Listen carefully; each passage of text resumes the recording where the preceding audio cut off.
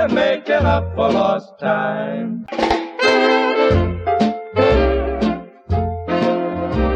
Top of the morning to you. Welcome to Yesterday Today, the show that brings you the best of yesterday's radio today. I'm Jake Westbrook, and alongside me is my co-host and brother, McLean Westbrook. McLean? My name is McLean. McLean. Oh, I know that. I'm just giving your name a little poetic license in honor of St. Patrick's Day. Irish it up a bit, McLean. Just remove the A there, so it's MC with an apostrophe. This is our St. Patrick's Day episode. That's why. I was going to say, isn't it just a little odd to be having our St. Patrick's Day episode a week before the holiday? Yeah, look, today's the 11th, St. Patty's Day is the 17th, our next episode would be on the 18th, so, it's closer to the actual day, but nobody wants to listen to a holiday episode after the holiday's over, so... I suppose that makes sense. Oh, but before we can get started, it seems like we have an interruption. Who could that be? Well, Sydney, Mondo, and the producer all work here, so they don't knock. Maisie usually knocks, so it's either her, or... Howdy, folks! Lenny. Ah, Lenny, old gooseberries, where you been keeping yourself? Oh, I get around. Never staying in one place too long. What's the matter? Is the law after you? No, I can't pay for parking. I literally can't stay in one place too long. But that's not why I'm here. I'm here to offer you the deal of a lifetime. Oh, well, the deal of this month, at least. No, Lenny, no. Right now, I really don't want to get involved in one of your schemes. Anyway, back to our St. Patrick's Day episode of Yesterday Today. What if I told you this scheme was related to St. Patrick's Day? Well, if it's related to the theme of the week, then, yeah, go ahead, scheme away. Perfect. Now, are either of you aware that St. Patrick's Day is just a week away? We literally just told you we're doing a themed episode about it, so yes. Sorry, that's my opener I use on everyone with this scheme. Anyway, you know how everyone claims to be Irish on St. Patrick's Day? Well, yeah, that's kind of the fun of the holiday. Everybody's Irish for a day. McLean and I, we actually have some Irish heritage going way back, but everybody pretends to be Irish on St. Patrick's Day. Sure. But what if you could prove you're Irish? You'd stand out from all the phonies that claim to be from the Erie Isle. Yeah, that's emerald. No, my suit is more of a pistachio color, not emerald. Anyway, I'm offering, for a limited time, the right to prove your Irish ancestry. Just where is this going exactly? I have here in my briefcase completely authentic replica family trees that will tie your ancestral roots all the way back to dear old Ireland. Lenny... Now, with our basic plan, you can get a family tree that just goes back to when your fake ancestors immigrated to America from Ireland in the 1800s. But for the premium plan, you can have a family that survived the Great Potato Famine. I can't quite put it into words, but this seems incredibly offensive. I tried reading up on Irish monarchy, but I got kind of confused, so I can't promise it's 100% historically accurate, but you can also spring for a royalty plan. You could claim to be descended from Irish kings and queens that I made up. You did it. I don't think even you can top this one. This is undoubtedly your worst scam yet. Yeah. What scam? Just what do you mean? I've had plenty of scams that were worse than this one. Lenny, no one takes St. Patrick's Day seriously. I pretending to be Irish is part of the fun of the holiday. No one's going to be dumb enough to pay for a fake family tree so they could try to convince people they're Irish for one day. Top of the morning, laddies. Sydney O. Snorthop at your service. I bet you guys didn't know I was a direct descendant of Irish royalty. Sure and be good. I got the family tree right here to prove it. Sydney, don't go anywhere. We're going to talk about this right after we start the show. First up, some thematically appropriate music. You mean to banish any snakes from the studio? I'll be marching along in the big parade on St. Patrick's Day. I'll be up to me neck in shamrocks as I march along the way. I'll swing that old shillelagh as I wave to each colleen. I'll tilt me ear the better to hear the wearing of the green. Oh, the Kellys from Killarney, the Murphys from Kildare, The Hallahans and Callahans who came from County Clare. there'll be folks from dear old Dublin all the way to County Cork. They'll be marching in the big parade right here in old New York. Oh, the mayor will be in the big parade, strutting high and grand, and behind him will march 1,000 cops who come from Ireland. Those beautiful songs of Erin, the band will play them all. We'll march along, we'll sing in the song, the harp will carry us all. Those sons and daughters of Erin, 100,000 strong, will be singing the songs of Ireland as they march along. Their eyes will shine with laughter, their hearts will all be gay, when the Irish all turn out to celebrate St. Patrick's Day. We'll be marching along in the big parade on St. Patrick's Day. Not for all of the tea in Dublin would I ever stay away. I'll trip the light fantastic, and how proud I'm gonna feel. The band will play Go Witcher Go Way, a good old Irish reel. There'll be Cooney Mulrooney and Mickey O'Dowd cutting up capers and pleasing the crowd. Hogan and Brogan will kick up their heels, singing and dancing the jigs and the reels. The Connells, O'Donnells and Larry O'Toole, Maloney, Mahoney and Lefty O'Doul, divil a man as happy as they on St. Patrick's Day. I'll be marching along in the big parade, twinkle in me eye. We'll be proud as 1,000 peacocks with our heads up in the sky. I'll be there, you can betcha, when the band begins to play, and the Irish all turn out to celebrate St. Patrick's Day.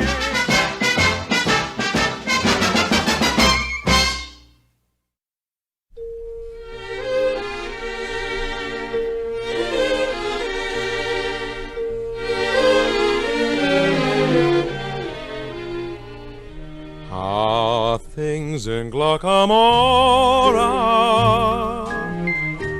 Is that little brook still leaping there?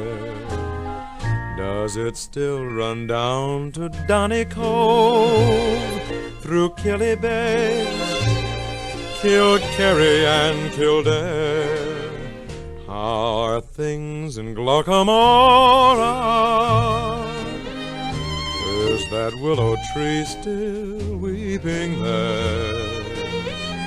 Does that lassie with the twinkling eye come smiling by?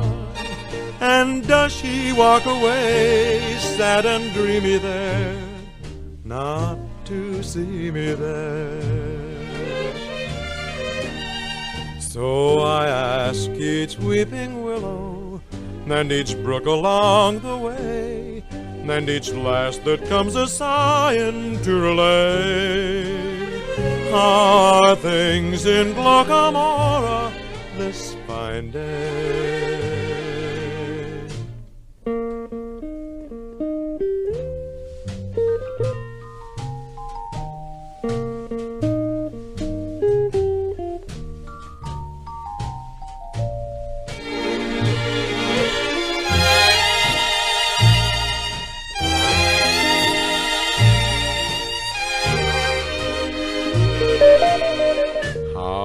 Things in Glockamora.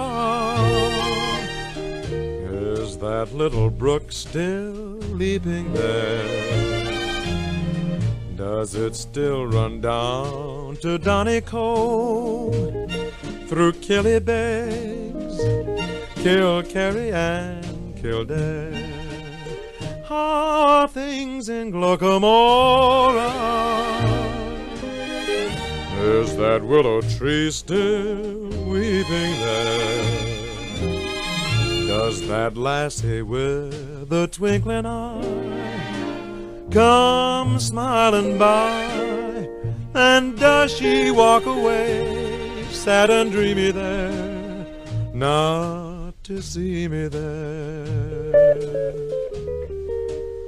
So I ask each weeping willow and each brook along the way, and each lass that comes a-sighing to relay, how are things in Glockamora this fine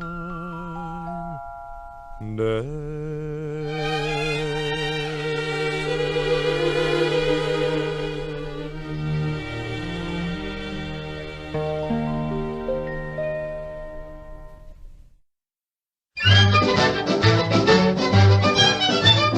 Clancy was a peaceful man, if you know what I mean. The cops picked up the pieces after Clancy left the scene. He never looked for trouble, that's a fact you can assume. But nevertheless, when trouble would press, Clancy lowered the boom. Oh, that Clancy! Oh, that Clancy! Whenever they got his Irish up, Clancy lowered the boom. Boom, boom, boom, boom, boom, boom, boom. O'Leary was a fighting man, they all knew he was tough. He strutted round the neighborhood, shooting off his guff. He picked a fight with Clancy, then and there he sealed his doom. Before you could shout, "O'Leary, look out!" Clancy lowered the boom. Oh, that Clancy! Oh, that Clancy! Whenever they got his Irish up, Clancy lowered the boom. Boom, boom, boom, boom, boom, boom, boom. Now Clancy left the barber shop with tonic on his hair. He walked into the pool room and he met O'Reilly there. O'Reilly said, "For goodness sakes, now do I smell perfume?" Before you could stack your cue in the rack, Clancy lowered the boom. Oh, that Clancy! Oh, that Clancy!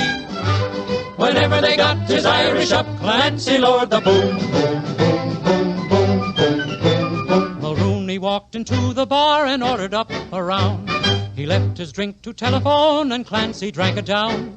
Mulrooney said, "Who drunk me drink? I lay him in his tomb." Before you could pat the top of your hat, Clancy lowered the boom. Oh, that Clancy! Oh, that Clancy! Whenever they got his Irish up, Clancy lowered the boom. Boom, boom, boom, boom, boom, boom, boom. O'Houlihan delivered ice to Mrs. Clancy's flat. He'd always linger for a while to talk of this and that.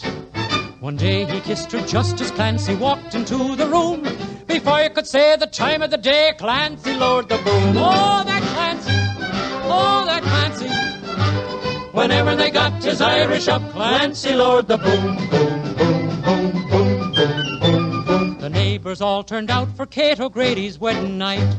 McDougal said, "Let's have some fun, I think I'll start a fight." He wrecked the hall, then kissed the bride and pulverized the groom. Then quick as a wink, before you could think, Clancy lowered the boom. Oh, that Clancy! Oh, that Clancy! Whenever they got his Irish up, Clancy lowered the boom. Oh, that Clancy! Oh, that Clancy! Whenever they got his Irish up, Clancy lowered the boom. Boom, boom, boom, boom, boom, boom, boom, boom. Sure, 'twas the most beautiful sight you ever did see when Clancy lowered the boom.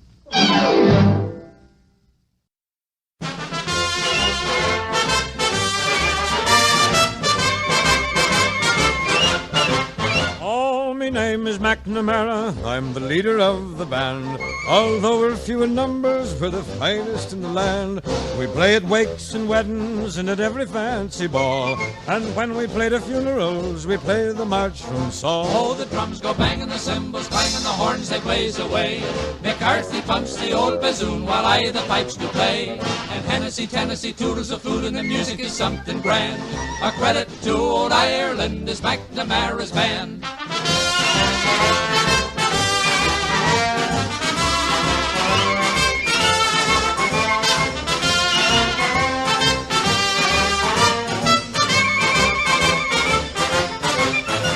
Right now we are rehearsing for a very swell affair. The annual celebration, all the gentry will be there. When General Grant to Ireland came, he took me by the hand. Says he, I never saw the likes in McNamara's band. Oh, the drums go banging, the cymbals clanging, the horns they blaze away. McCarthy pumps the old bassoon while I the pipes do play. And Hennessy, Tennessee tootles the flute and the music is something grand. A credit to old Ireland is McNamara's band.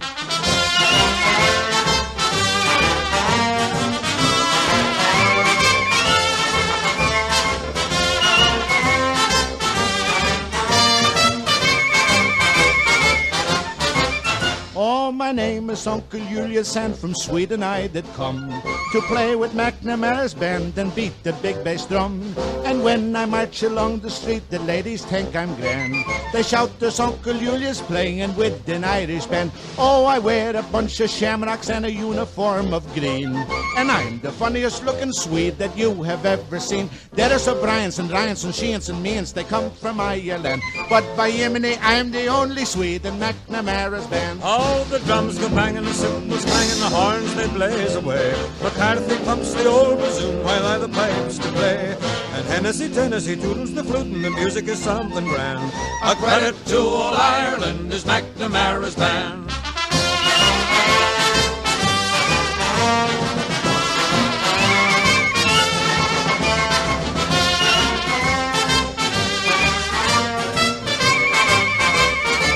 That's McNamara.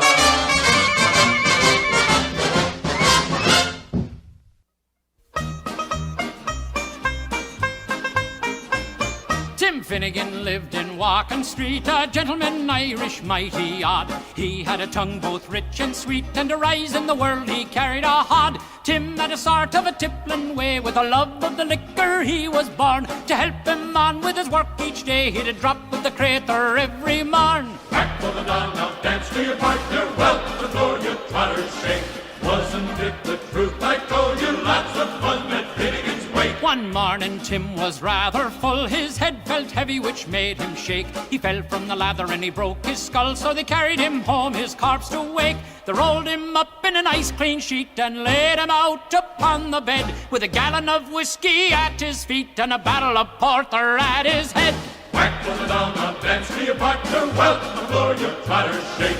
Wasn't it the truth I told you? Lots of fun at Finnegan's Wake. His friends assembled at the wake, and Mrs. Finnegan called for lunch. First they brought in tea and cake, then pipes, tobacco and whiskey punch. Biddy O'Brien began to cry, such an eight clean corpse did you ever see? Our Tim of Onion, why did you die? Ah, hold your gab, said Paddy McGee. Whack for the dawn, now dance to your partner, well, the floor your trotters shake. Wasn't it the truth I told you? Lots of fun at Finnegan's Wake. Then Biddy O'Connor took up the job. Biddy says she, you're wrong, I'm sure. Biddy gave her a belt in the jaw and left her sprawling on the floor. Then the war did soon enrage. 'Twas woman to woman and man to man. Shillelagh law was all the rage, and a row and a ruction soon began. Whack for the dawn, now dance to your partner, well, the floor your trotters shake. Wasn't it the truth I told you? Lots of fun at Finnegan's Wake. Then Mickey Maloney raised his head when a noggin of whiskey flew at him. It missed and falling on the bed, the liquor scattered over Tim. Tim, he revives, see how he rises. Timothy rising from the bed says, whirl your liquor round like blazes. Panam and Yowl, do you think I'm dead? Whack for the dawn, now dance to your partner, well, the floor your trotters shake. Wasn't it the truth I told you? Lots of fun at Finnegan's Wake.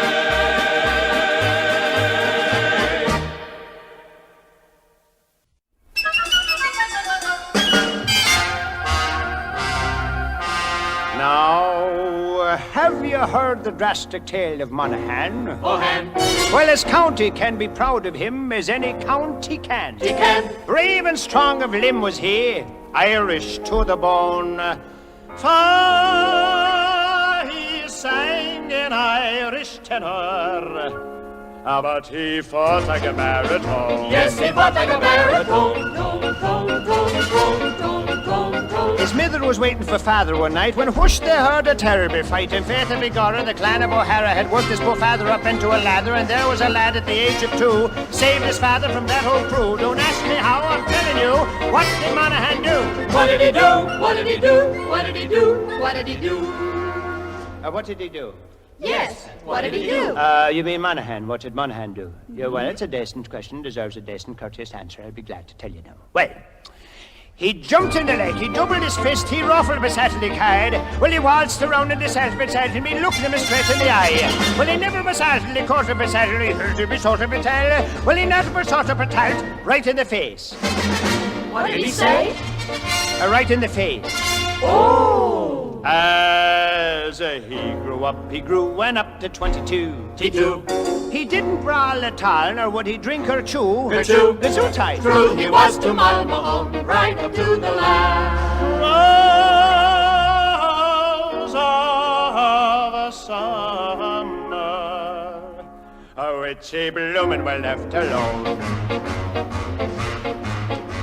But oh, the fates played a terrible prank when Molly, she fell in the whiskey tank. Ho ho, laughed Monaghan, faith, what a joke. No, cried Molly, I can't swim a stroke. Yes, says she was sinking and him never drinking, was faced with a puzzle. If he could guzzle enough of the stuff, she'd be saved, no doubt. How did he figure it out? Figure it out, figure it out, figure it out, figure it out. You mean when Molly fell in the whiskey tank? Well, I'll be glad to tell you exactly what happened, how he saved her from a fate worse than death. Well, he dived in the lake and he started to swim, and my Molly was there at the time. And he's swimming a stroke and it's every little sat and he come and throw the rye. Well, he go for a salt and he clap at himself, and he go up in a castle to sell. Well, and that's how we figured it out. And that's the drastic history, completely true, of Monaghan, the first Irish stew. Of Monaghan, the first I'll be with you in a minute, don't go away, Irish. That's a darling voice you have there. Oh, thank you, me lad. Stone.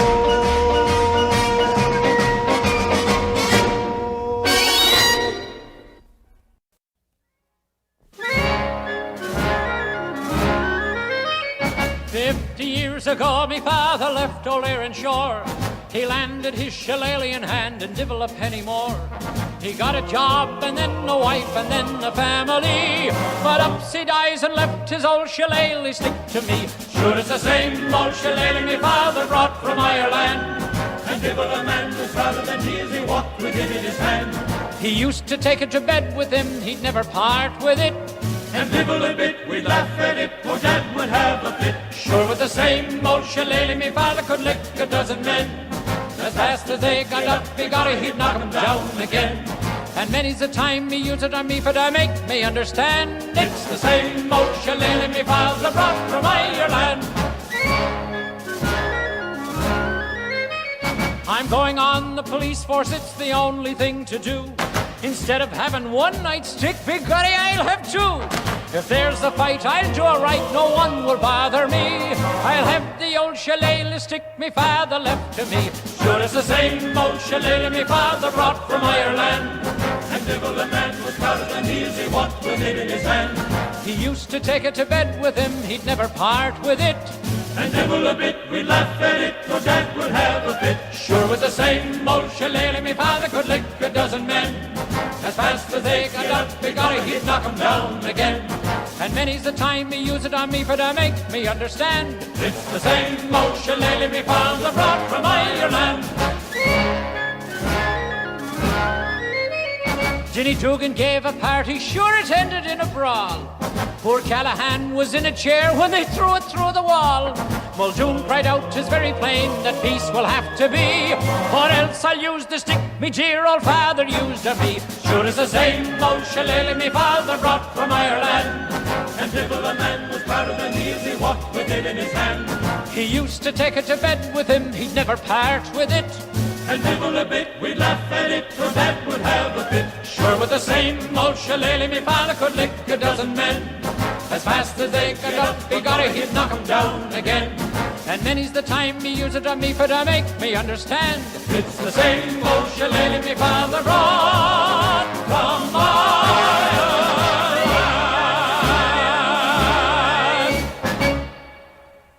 Welcome back to Yesterday Today in the middle of our St. Patrick's Day episode, but it appears that behind the scenes our janitor, Sydney, has gotten himself roped into another one of Lenny's scams. I don't know if I like the word scam in this Sutton situation. It's a perfectly legitimate business, selling people fake family trees to prove they're Irish on St. Patrick's Day. It's like those New Year's Eve glasses shaped like the year. Those started being a scam once the year stopped having 2 zeros in them. Lenny, you're selling a fake family tree. Doesn't that seem a little like lying? I think there's room for interpretation. You know, it's times like these that I wonder what my great-great-great-great-great-great-grandfather Lucky O'Snorthoff would have said. You named Sydney's fake Irish ancestor after the Lucky Charms mascot? Hey, you try coming up with old Irish names. Fake ancestor? Why, that kind of talk's liable to get you belt in the gob with me old shillelagh. What are you doing getting involved in one of these half-baked ideas anyway? Ugh, well, you know, my recent engagement to my dear Maisie. Her dad has some Irish ancestry, and I figured this would be a good way to, bond with him. My last attempt left him wanting to kill me, so, you know. I hate to burst your bubble, but I don't think the producer cares too much about his or your ancestry. I've only heard him refer to any of his relatives as that old so-and-so. I don't think he takes that much pride in his familial relations. Well, other than Maisie. Well, probably true. But after a bit, I started getting real into this whole St. Patrick's Day thing. I bought a kilt and everything. Sydney, that's Scottish. Oh. Well, I started making some corned beef and cabbage. I told you not to cook in the building. No, don't be ridiculous. I'm not cooking. St. Patty's Day is still a week away. I'm just curing the meat in a salt brine right now. You're curing the meat yourself. Yeah, I left the whole concoction in the fridge in the other room there. Hey, so we don't know which one of you left that salty punch in the fridge, but did not taste good. Tasted pretty bad. That was probably some of the worst punch me has ever had. So anyway, me dumped it out. Thank you. You're welcome. Ooh, that sounds like your salt brine, Sydney. My goodness! My Guinness! Oh, no! Come on, no! Didn't taste very good anyway. We don't know why he's so upset. It's okay, Mondo. It's just a little corned beef drama. Let's get to the second half of our program. We have an episode of the Bing Crosby Show. I'm not actually sure if Bing Crosby was Irish or not, but he certainly pretended to be, if not, on many an occasion. So here's an episode of his show. Say, Ken. Yes, Bing? What's cooking tonight? Hi, this is our St. Patrick's Day program. Begorrah it is. And incidentally, you're on. Oh, where the blue of the night meets the green of today. A shamrock waits for me.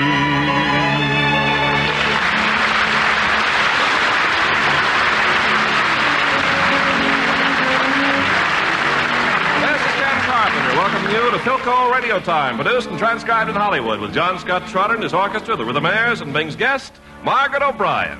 And now we bring you Kate Harrigan's greenest groaner, Bing Crosby. Hey, thanks. How'd you know that my mother's maiden name was Harrigan? Well, I checked with your brother Everett. Oh, that's right. He's the family historian, isn't he?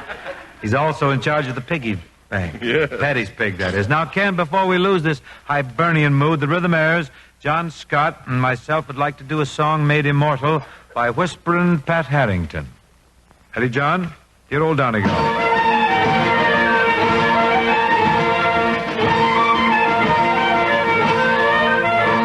3 years ago, this very day, I left the Port of Cork, and on a ship from Old Erin's Isle, I landed in New York. Without a friend to meet me there and a stranger on the shore, but I wore an honest Irish heart and fortune came galore. So here I am back again on dear Old Erin's Isle, and the friends they meet me on the quay and they greet me with a smile. For there's faces there that I surely forgot, for I was so long away. But me mother she introduces all, and this is what she says. Shake hands with your Uncle Mike, boy. Shake hands with your sister Kate. Well, Kitty, me sure, this is the darling. girl you used to swing down on the garden gate. Shake hands with all the neighbors. Come forward. And kiss the counting door. It's the part I You're like. as welcome as the flowers in May to dear old Donegal. Well, they gave a party when I came back, and they came from near and far, and the road was lined for near a mile with Irish jaunting cars, and the whiskey flowed like buttermilk to fill our hearts with joy, and the piper played an Irish reel to greet the Yankee boy.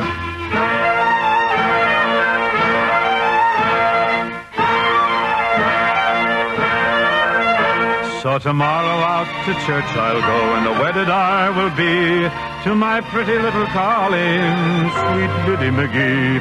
For Biddy was true and faithful to her Barney o'er the sea, and would join the harp and shamrocks to the stars of liberty. Deckham, Brannigan, Flanagan, Milligan, Gilligan, Duffy, McGuffey, Malachi, Mahone, Rafferty, Lafferty, Donnelly, Connolly, Dooley, O'Hooley, Muldowney, Mullow, Kelowna, oh, Kelowna. How did he get in there? Politics, eh? Shanahan, Manahan, Fogarty, Hogarty, Kelly, O'Skilly, McGinnis, McGinn.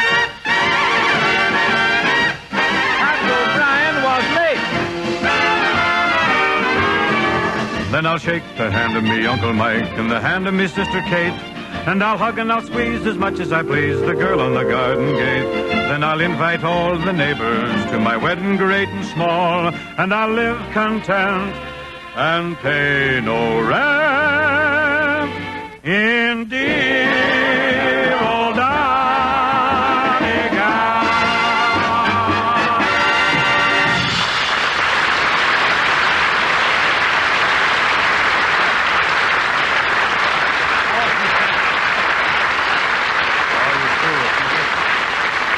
Swell being in Rhythm Airs. That is really straight from the old sod. You sure can rattle off those Irish names, Bing. Oh, there's a lot of them, Ken. Harmons, Hogans, O'Dooleys. I could go on forever. The O'Tooles, the O'Reillys, the O'Melvins. Yeah. Say, Bing, I've often wondered, are there any O'Philcos in Ireland?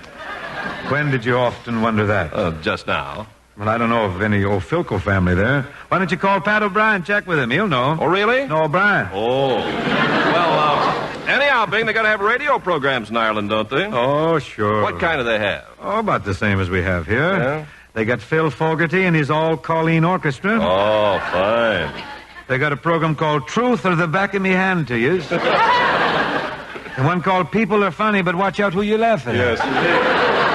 Then there's Amos and Seamus. Oh, I like that. They're good. John's Other Jug. And the Rise of the Goldbergs. Where do they go? Big over there. Well, those sound like great shows, Bing. And whether there's no Philco family in Ireland or not, I'm sure lots of folks there listen to Philco radios. Certainly. The green jobs with the shamrock push buttons and the clay pipe tubes. And in Ireland, like everywhere else, no matter what you're listening to, all programs sound better on Philcos. You're so right. Let's have it, Ken, and make it short. Oh, don't worry. I'm not long for this commercial. No longer than you listeners will be for snapping up Philco's sensational new plastic portable. One fast look at and listen, and you're in business with the slickest, smartest portable radio you ever flipped a switch on. Lightweight plastic case in your choice of 4 colors, every one an eye-catcher. So's the price, Philco quality all the way through at a sensationally low cost. Breeze on into your Philco dealer now and catch the performance of this new portable champion from Philco, the leader. Gloria Wood forsakes the Rhythm Airs at this point to join me in Jack Brooks' new tune, Saturday Date. It's just the way she sang it on record with Harry Babbitt for Kay Kaiser. Hello, honey. Do you look swell? How you been? Oh, wonderful. Oh, but don't just stand there. Come on in. Oh, but haven't we got places to go? A lot of things to do? Mm-hmm. But I'd like to stay at home. Well, if it's all the same to you. Well, okay. I got a Saturday date with my everyday sweetheart. And we plan to spend a wonderful evening at home. We'll be dining in the kitchen, dancing in the parlor, talking when the lights are low, or just plain sitting, listening to the radio. On my Saturday date with my everyday sweetheart. As long as we're alone, we're all right. We're a couple of stay-at-homes on Saturday night. Honey, let's sit over here where the lights are low. You mean just you and I and the radio? Are you happy? Happy? Love me? Guess. You comfy? Cozy. Shall we dance? Oh, yes.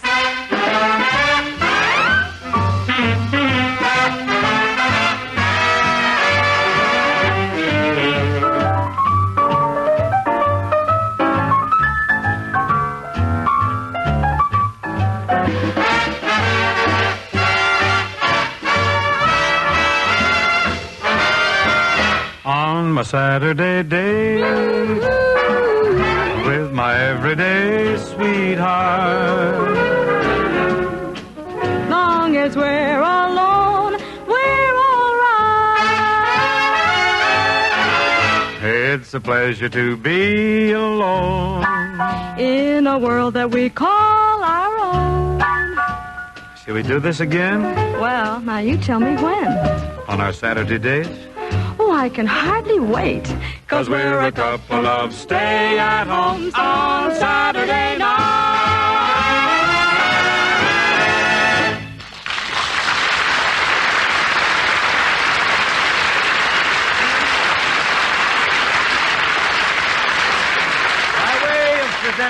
lady whose name has been in my special date book for a long time, let me say that here's the perfect example of what happens when you mix sugar and spice and everything nice. The very charming and talented Metro-Goldwyn-Mayer star, Miss Margaret O'Brien.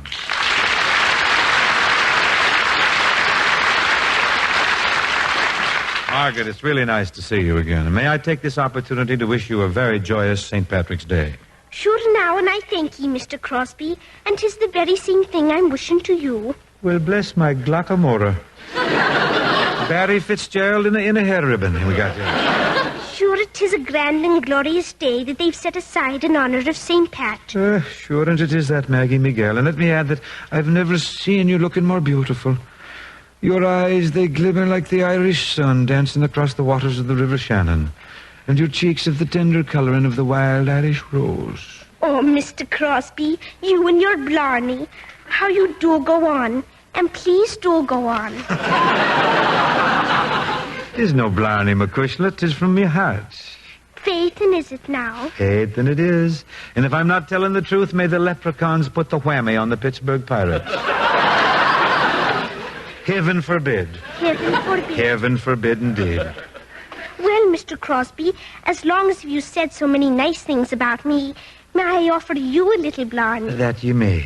Sure, and your voice is like an Irish thrush pouring out its heart, and your eyes are as blue as the skies over the lakes of Killarney. And those clothes you're wearing. Yes. Finian's rainbow. Margaret, we better cut this out or we'll have Ajax Cassidy moving in here from Allen's Alley. I guess you're right, Mr. Crosby. I'm sure happy to see you tonight because I want to thank you for something, Margaret. What's that? Well, I must say that during the past year, you've had a remarkable influence on my youngest son, Lenny. He's so charming. And you know, Lenny was almost voted the most popular boy in our class. Well, who ran first? Leslie Peterson. Leslie Peterson? He gave us all the measles. Everybody went home. I remember that vacation you all had. Tell me, Margaret, how's Lenny doing in school there? All right, I guess. Don't you see his report card? Report card? He gave me to understand that they don't have report cards at your school. Oh, well, maybe they just give report cards to the girls at our school. Mm-hmm. But really, Mr. Crosby, we're both very good in everything, but history. History? Why should history give you trouble? Why, when I was your age, I could name all of the presidents in order. Yes, but there weren't nearly so many of them to remember then. You're right. The last president I had to remember was a Republican, I think.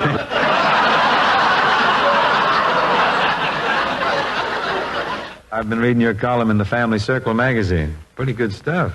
With your pictures and your schoolwork and everything, I don't see how you find time to write a column. Well, I visit different places, and I read the newspapers, and I listen to the radio. Do you ever listen to my program? Oh, yes, Mr. Crosby. Every day, all day long. See what you mean.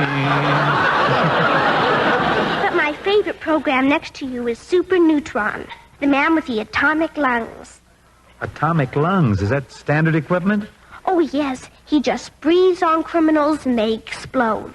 If the boy ever catches cold, he's in big trouble. Oh, Super Neutron never catches cold. He eats Stratosphere Crunchies, the breakfast food that's out of this world. Got to be. Do they snap, crackle, and pop? No, they just go. Sounds pretty dangerous. Do you eat them? Certainly. I have to so I can save the box tops. Ah, yes, the box tops. What do you do with them? When I get 10 of them, I send them to Super Neutron, and he sends me the secret invisible code message. For 10 box tops? Yes, and then I save 10 more, and Super Neutron sends me the chemical formula to make the secret code message visible. This is pretty fascinating stuff, isn't it? What happens then? Then I send in 10 more box tops, and Super Neutron sends me the code book so I can read the secret code. Oh, and what does it say? It says, this little girl has sent in 30 box tops.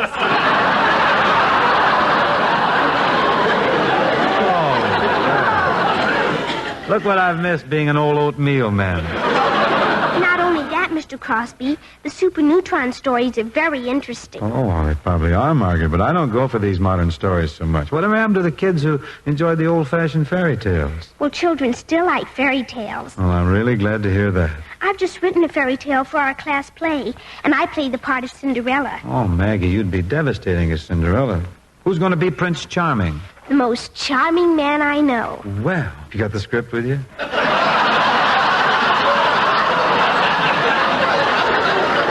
Right here. This is your copy. Thank you. I marked your part with red Crayola. Say, it's a clever title. Cinderella Goes to Town. This is a modern version. I wonder if Mr. Carpenter will play the narrator. I'd be honored, Margaret. Shall we begin? But first we must have someone to play Cinderella's two mean sisters. Well, I've got the people, all right. John Scott Trotter. He's not mean, but he's two people, all right. But I was saving him for Cinderella's carriage. We get another carriage somewhere. Then I guess we're all ready to begin, Mr. Carpenter. All right, Margaret. Ladies and gentlemen, Cinderella Goes to Town.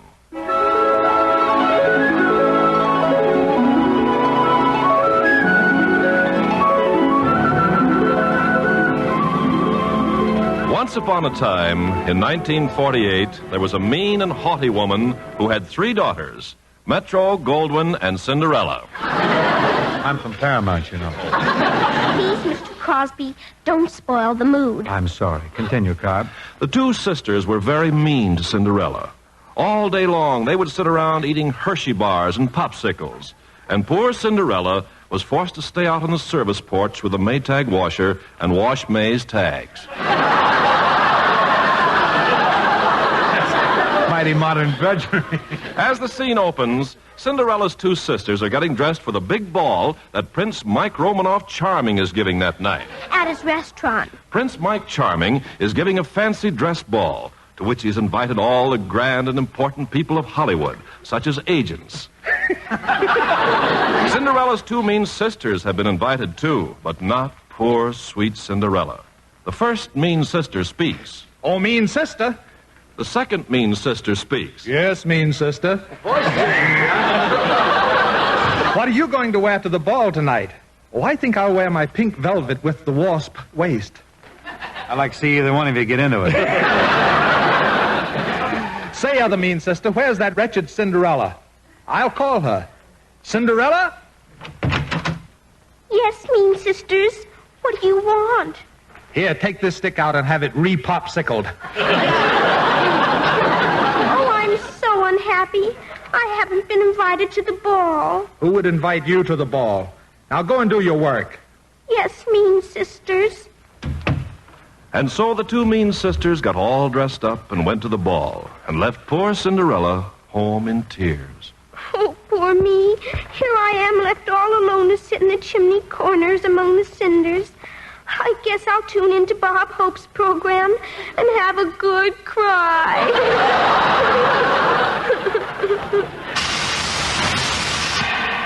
Don't cry, Cinderella. Dry your little tears. Oh, are you my fairy godfather? No, my child. I am Super Neutron, the man with the atomic lungs. Sounds like a fresh pack of Raleighs. Oh, Super Neutron. I'm here to help you, my child. I have come to see that you attend Prince Charming's court ball. But I have no silver dress trimmed with precious jewels. I will tap you with my atomic wand. Here, my child. Now look at yourself in this mirror. Oh, I'm ravishingly beautiful. I have a new gown by Orly Kelly, makeup by Wally Westmore, and hairstyling by Tony Coldwave. Yes, Cinderella, and look at your dainty little feet. Oh, how lovely. Beautiful glass slippers with high heels. Now you must have a royal carriage. I will tap this pumpkin with my wand.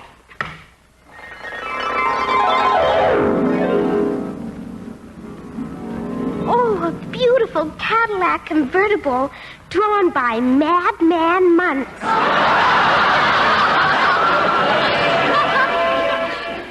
Now you may leave for the ball, Cinderella. But remember, you must not stay a minute after the clock strikes 12, because your Cadillac will again become a pumpkin. Madman Munce will turn into Honest John. And your clothes will become the ugly, dirty rags of the girl who sat among the cinders. I'll remember the clock. And thank you a million trillion times for all these lovely gifts. Oh, this stuff is nothing. You ought to guess who Miss Hush is sometime. Goodbye, Cinderella. Goodbye, Super Neutron. And now I'm off to the ball.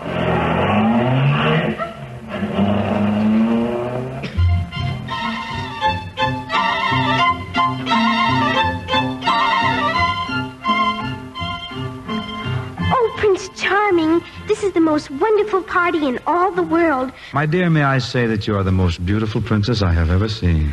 Oh, thank you, Prince Charming. You're beautiful, too.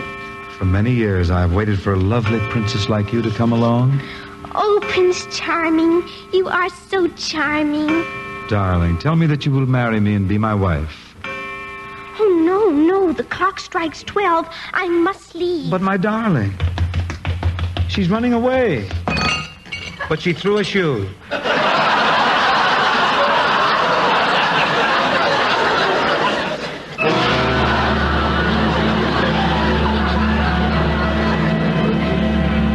Woe is me. My princess is fled, and I have naught but this tiny glass slipper to remember her by. I have searched all over my vast kingdom, but I cannot find the lovely girl whose foot fits into the slipper. I am in the depths of despair. I will kill myself with this dagger.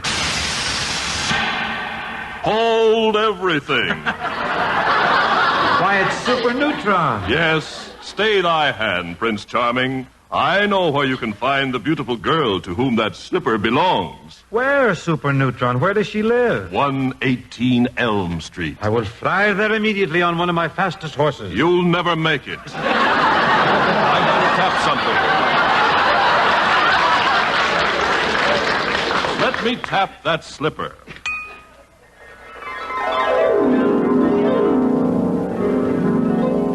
Oh, hello.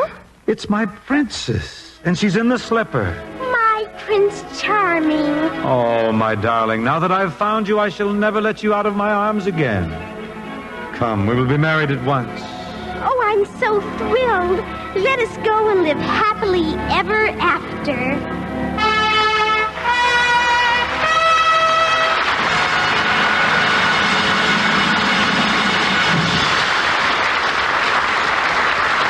Margaret, your play was delightful, and thank you. Now, if you'll just stand close by here, I'd like to sing you a fine old Irish tune just for you.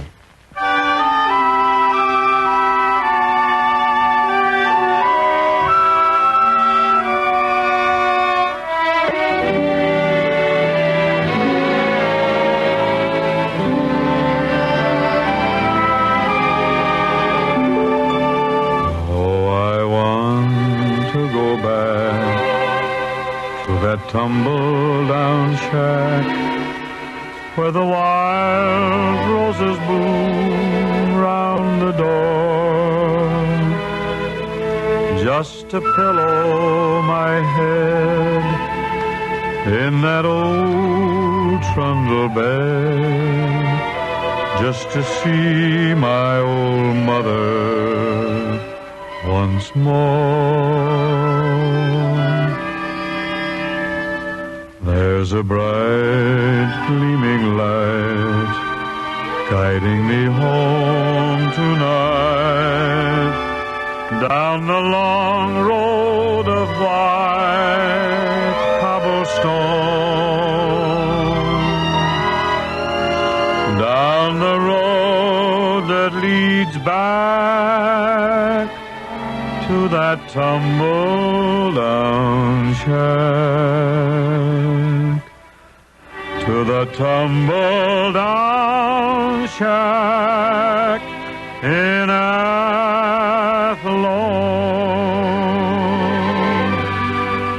I'm a long way from home, and my thoughts ever roam to old Erin far over the sea. For my heart, it is there, where the skies are so fair, and old Ireland is calling to me. There's a bright gleaming light guiding me home tonight, down the long road of white cobblestone, down the road that leads back to that tumble-down shack, to that tumble-down shack in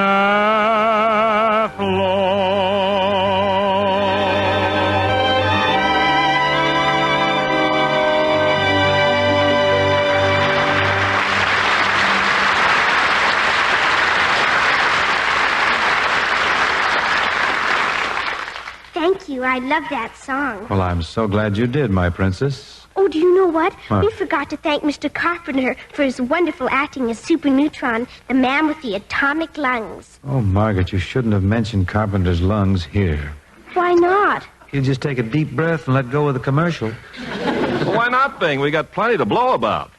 Brand new Philco models arriving at your dealer every day. Gorgeous Philco radio phonographs with everything for easy listening. Plus, plenty of record storage space as a dividend. Eye-catching new plastic portables, powerhouse performers at a sensationally low price for Philco quality. And now, an atomic bombshell for you record fans. Philco's new automatic way to play records in a stunning, streamlined table radio phonograph that's a regular ring-dang-do, a ball of fire on radio or records, a fashion flash in fine cabinet design. See it, hear it, get it at your Philco dealer. You'll blow your top, too, over the sensational new Philco 1401, the radio phonograph with the easiest way to play records ever invented. From the world's largest radio manufacturer, Philco, the leader. You blew all right. Dust yourself off, folks.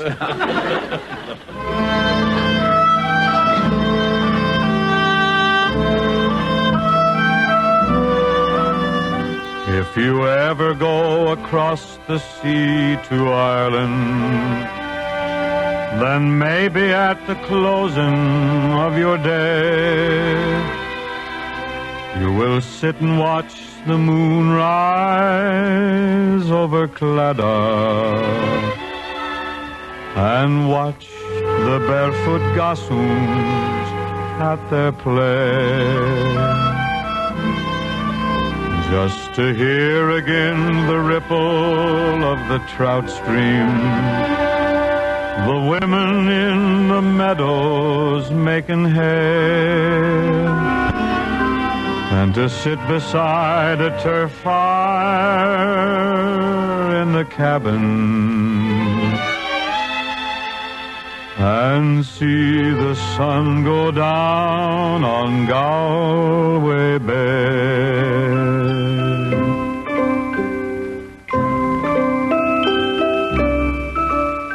For the breeze is blowing o'er the seas from Ireland, are perfumed by the heather as they blow,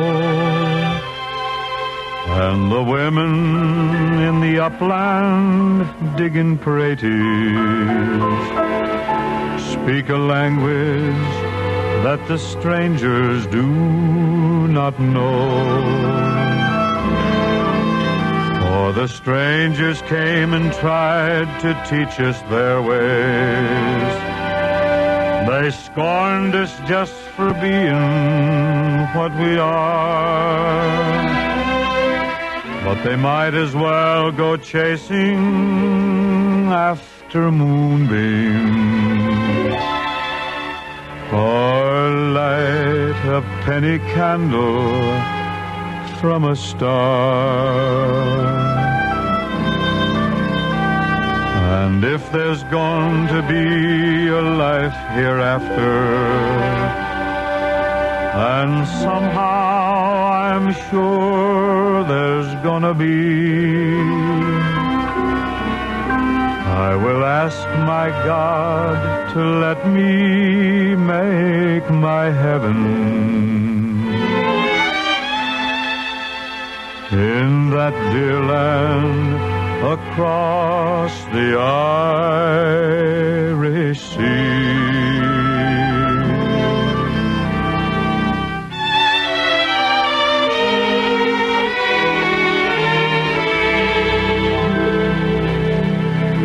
And now, before heading home for a late snack of corned beef and cabbage, I want to thank Princess Margaret O'Brien for dropping in tonight and marrying me.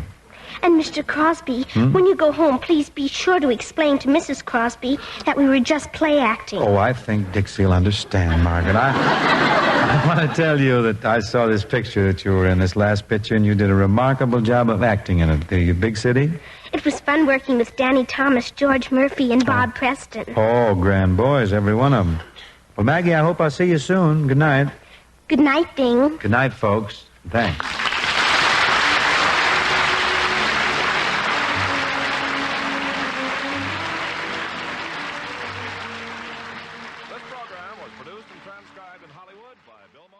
Welcome back to Yesterday Today. We're wrapping up our St. Patrick's Day theme. Now hold on. For half price, I could get you an Irish relative by marriage. Lenny, I think we're good. We don't need a fake family tree to prove we're Irish. Okay, but you should really think about it. Lenny, don't you think things might look a little funny if everybody's whipping out a fake family tree on St. Patrick's Day? All the more reason to buy yours now before the big holiday rush. No one's gonna believe those things anyway. It looks like you just printed that family tree out and then filled it in with a Sharpie. It doesn't look legitimate at all. Well, fellas, bad news. After Mondo dumped out my salt brine for the corned beef, I went to make a new batch and I accidentally spilled it all over my totally real and authentic family tree showing my Irish heritage. I brought in shame and dishonor to the O'Snorthoff clan. Sydney, there are no O'Snorthoffs. That thing is just... Wait a minute. Look at the water damage on that family tree. The salt brine makes all the words and names barely readable. Yeah, I know. Boy, would I look silly carrying this soggy paper around with me on St. Patrick's Day. Of course, if it was dry, you'd look totally normal carrying a fake family tree around. No, that salt brine you spilled on the paper is just the trick. The water damage makes it look antique. Gives it that authentic look of being passed down through generations. The smell of the salt brine is from generations of real Irish corned beef and cabbage. Okay, that also seems offensive. Sydney, I'll buy the rest of that salt brine off you. I could soak the rest of my family tree documents in it and make them look like the real McCoy. I'll make a fortune. Yeah, really? You bet. Lead me to it. Why do I even bother to talk sense to people? I don't know. If you want more Yesterday Today, visit KISU.org or wherever you get your real, authentic, blarney-free Irish podcasts. I'm looking over a four-leaf clover that I overlooked before blue. One leaf is sunshine, the second is rain. Third is the roses that grow in